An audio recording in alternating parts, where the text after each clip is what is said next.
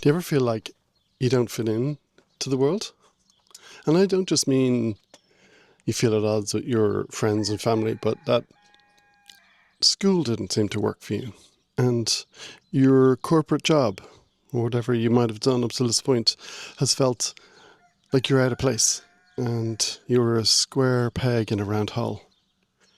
But you see other people around you working, living, thriving, being fine, and it's not that you haven't managed or stumbled through or made it work, but definitely feels like there's something a bit off. That's what I'm going to talk about in this video. I'm Rolly and I help neurodiverse creatives, specifically with ADHD, to get their work out into the world. And I'm here in France, and we come to France most years as some sort of creative retreat to help us to reset, to help us to remember what's important about our creativity, to remember to reset with our family. And we're also out in the middle of the countryside. We don't go to the big tourist centres, and sometimes it makes it difficult and it feels even more incompatible because my French isn't great. Thankfully, my wife's French is fantastic. But also, it's an adventure along the way. I was specifically thinking about compatibility because I picked up a box of my old Commodore 64 games out of my parents' garage. My dad's like, oh, what do we do with these? And just out of nostalgia sake, I threw them in the back of the car and had a look at them. And they're all on cassette. And they're literally not far off the same size as my little Mac Mini. Like, to think that I used to have a cassette player that was bigger than my Mac Mini, to have to play the tapes to get it into my Commodore 64 to play a game and leave it running for 4, 5, 6, 7 minutes at least to get the game to load up. Just seems really strange at this time when we can just like tap an icon on our computers and our phones and instantly the thing that we need is there. And it's not that there's anything inherently wrong with the tape or with the game or with the Commodore 64. It's just not compatible with my computer.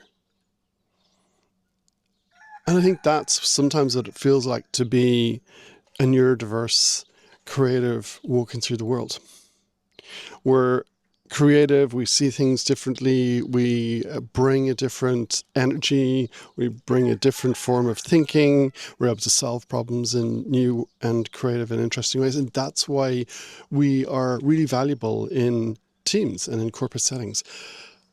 But when they start getting into metrics and KPIs and all of those things and expecting the same level of energy and delivery every day, week in, week out, as opposed to learning to live in the seasons, and the seasons of creativity, the seasons of showing up, the seasons of availability of our energy and our emotional resilience. And I think that that corporate world, depending on who your manager is, doesn't allow for that in any way. It's like, show up 9 to 5, Monday to Friday, come into the office, sit at the desk. And I don't know that that really serves humans. It certainly never felt like it served me. And certainly something that I struggled with. And I was delighted when we got to work from home. That really helped me to be able to start to navigate my own energy and start to work with my energy limitations as opposed to on a strict timeline. So if I woke up at 3 o'clock in the morning and I was motivated to get something done, I was able to do it. And if you've made it this far through the video, I suspect there's something what I'm talking about that lands for you. I'd love to hear what that is, so you can either let me know in the comments.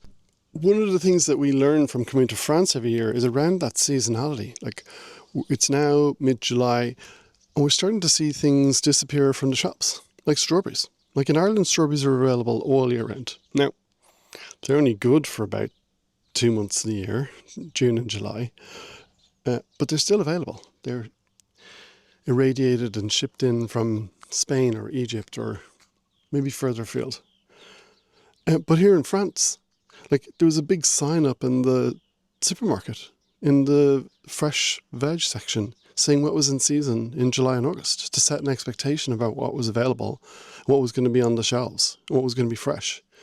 And that's something that's in parts of the world, certainly where I am in Ireland, that there seems to be a homogeny. There's not a sense of that seasonality. And I think that that takes us as humans away from the fact that our world is seasoning, and it's interesting at the moment. If I get a chance, I'll go and walk down the road to the sunflower field. Now, the sunflowers in most of the fields we've driven through they're not bright and yellow anymore. Their heads are drooping and they're starting to get heavy with their seeds. And this is exactly what the farmer wants. The farmer doesn't want beautiful, bright, yellow sunflowers. I mean, they look gorgeous, and my wife keeps trying to get a shot of them for Instagram, but we're further on in the summer now, and they're getting to the stage where they're getting close to being ready to harvest.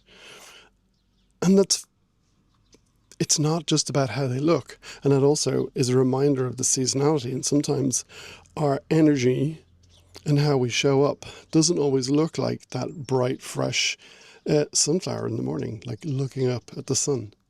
It's heavy and fecund and ready to bring something out into the world.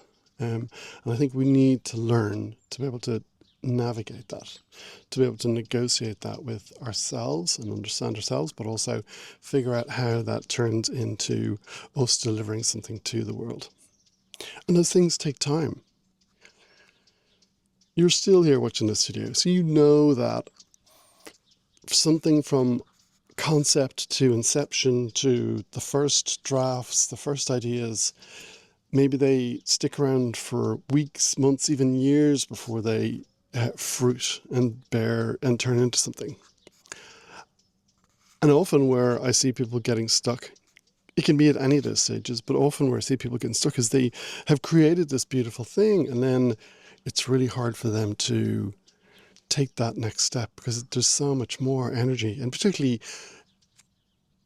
in this day and age where we have platforms we can put things on, so that could be SoundCloud if you're a musician, it could be 500px if you're a photographer, you could be sharing your art on Instagram, whatever it might be. And that's not even the final place. And there's so much additional layers of work.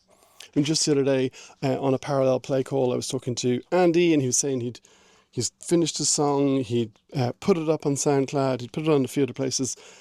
But now he was like, oh, now I've got to start thinking about making videos to promote it. Making shorts, so maybe I should have done this, maybe I should have done that. And he was wondering if he should have preceded the idea to people that follow him. And he was like, oh, I've seen all this advice. And that just becomes really hard for a lot of the neurodiverse creatives that I work with, and for myself. Like the fact that it's like, I've got to get artwork for my music. Okay, well that now turns into taking photographs or routing through my phone or my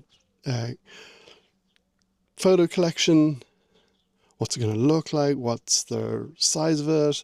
What do I call this? What do I title the piece? Where am I going to post it? Like there's so many additional steps once the art piece or project is done before you're able to get it out. And that just seems like an awful lot of extra work. And it is. But in your body and in your internal system, you're like, but the work's done. I finished it. It's complete. So all of those extra steps become complicated. And just an additional burden to getting it out to the world. Seem to have a dog licking my leg. Hi. You okay? Unfortunately, there's two dogs just out of shot here. So that was a lot of an intro. But what can we actually do? One of the things that I've found really helpful is working alongside other people who are putting work out there. Hearing their struggles, seeing where they run into issues, and maybe even getting other people to help you with it. There's one incredible designer who I work with, and she creates cover art for albums, and she works actually at a vinyl press factory. So there are people out there who can help you with these things. There are people out there who can look after that marketing piece to you. And maybe you feel like that's not something you can afford, but maybe you can find a way in which you can organize a trade or just share that with other people. Like if you've got a skill set, maybe go, well, how can I share my skill set with you so that you can help me with the bit that I'm struggling with? But not just that, even just having people around you and knowing that a task needs to get done can be really helpful. That's why I offer this idea of parallel play. It's like co-working for creatives. We do it 3 times a week on a Tuesday, Thursday, or Friday at different times so that they fit into different time zones across Europe and America. And it's just a way to get something done. It's really interesting that just by the fact that there's somebody else on the screen and we're not sat there talking, we sometimes have a little bit of a, hey, how are you doing? What's going on at the beginning, and share what we're up to. But it's not a big, heavy chat. That's a separate thing. That's what I do with people in one-to-one. We talk through where people are at and where they're stuck. But in parallel play, we tend to just get on with some work. And often it's relatively easy to get to the work you've been putting off. So the work that you've maybe neglected to do. And sometimes that's admin, sometimes that's sending emails, something that's doing things that you've neglected for a while, but often it can be the tougher parts of getting your work out into the world. So that's the posting it, the naming it, the packaging, all those things that we sometimes struggle to get done. If you'd like to experience parallel play for yourself, I'm going to put a link in the description. But also, if you're not entirely sure where you do get stuck, I also have a creative locator quiz. It's 2 minutes. You don't even have to put your email in. But if you do put your email in, I will send you a personalized review of your results, and I'll let you know where I think you're stuck. Now, the page will automatically tell you all that stuff. It'll get you started, but if you want to take the next step, then I'll send you a voice note or a video saying, hey, here's where I think you're stuck, and here's a couple of tips in which you can, step forward to figure out what you can do today and this week to get over some of your blocks.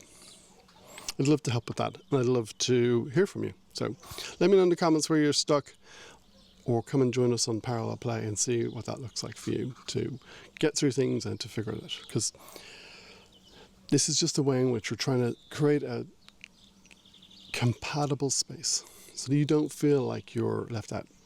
One person jumped in and joined our sessions, and he was like, wow, I finally feel like I've found my people.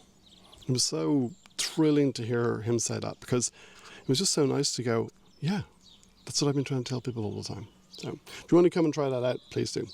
Okay, YouTube will show you another video right here, but I'll be back with some more while we're here in France. Okay, take care. Enjoy your day. Peace out.